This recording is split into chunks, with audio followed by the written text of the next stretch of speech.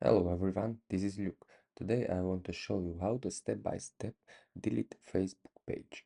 If this video helps you, please give it a like and subscribe for more videos. Now let's get started. First open the Facebook app. In the bottom right corner you will see your profile picture. Click on it and open the menu. Next we need to navigate to the page you want to delete. Click the arrow next to the name and a list of your pages will appear. Select the page you want to delete. Now click on your profile picture again in the bottom right corner. Then in the top right corner click the settings icon. At the top, tap the search bar and type access. You will see the option access and control. Click on it.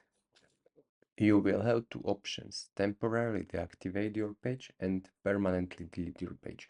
We will choose permanently delete page, so click delete page. Now Facebook will open a survey window where it asks why you want to delete the page, but we will just click continue. Facebook will provide some instructions to prevent data loss. After reading them, click continue again. The final step is to enter your profile password to confirm, and the page will be deleted. And that's it. Thank you for watching and don't forget to subscribe.